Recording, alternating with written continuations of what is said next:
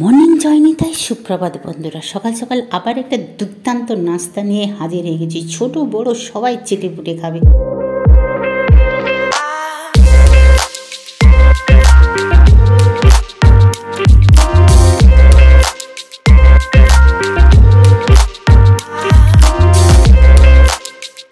নাস্তাটা বানানোর জন্য বেসনটাকে আগে আমি আধ ঘন্টার মতন জল দিয়ে ভিজিয়ে রেখে দিয়েছি। শুধু বেসনটাকে ভিজিয়ে রেখেছি, তাহলে বেসনটা আরও সুন্দর ফুলে উঠবে, সফটও হবে।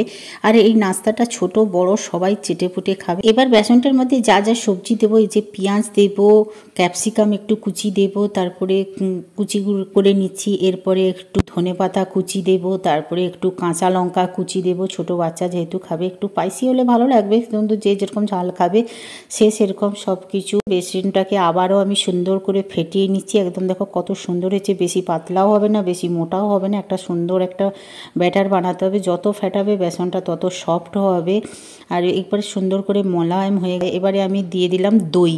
এখানে দইও দিতে হবে, দইটা দিলে খুবই ভালো হয়, টেস্টি হয়।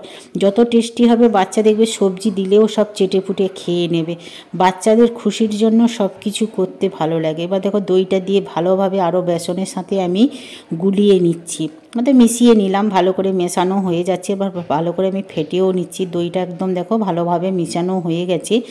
এবারে এর মধ্যে আমি পরিমাণ মতন লবণ একটু দিয়ে দিলাম, টেস্ট অনুযায়ী একটু 1 চিমটে হলুদ দিয়ে দিলাম, আর 1 চিমটের মতন একটু লঙ্কার গুঁড়ো দেবো, কারণ লঙ্কা কুচিয়ে দিচ্ছি। এবারে দিলাম জিরে পাউডার একটু দিয়ে দিলাম টেস্টের জন্য। এরপরে দিলাম একটু গোলমরিচের পাউডার দিচ্ছি টেস্টের জন্য। চাট মশলা দিয়ে দিলাম আরও সুন্দর টেস্টি করার জন্য।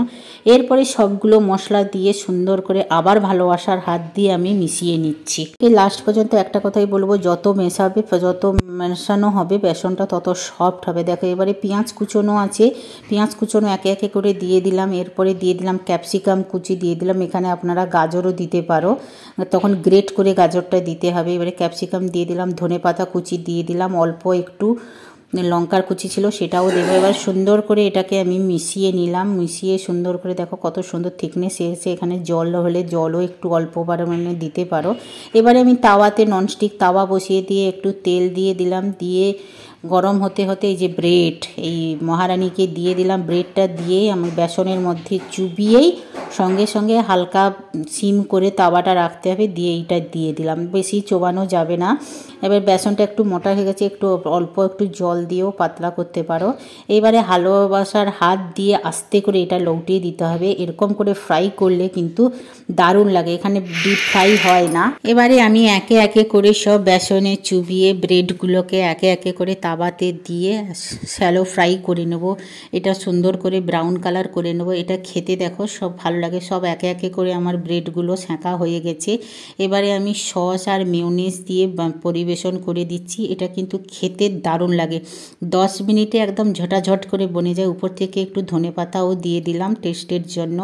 আমি তো 100% গ্যারেন্টি দিয়ে বলছি, একবার খেলে বারবার বানাতে সবাই আর্জি করবে। আর এত সুন্দর সফটও হয় আর টেস্টিও হয়। অল্প তেল দিয়েও বানানো যায়, ডিপ ফ্রাইও না করলেও চলবে। একদম চটজলদি একটা নাস্তা তোমাদের সঙ্গে শেয়ার করে দিলাম। তার লাইক করো, শেয়ার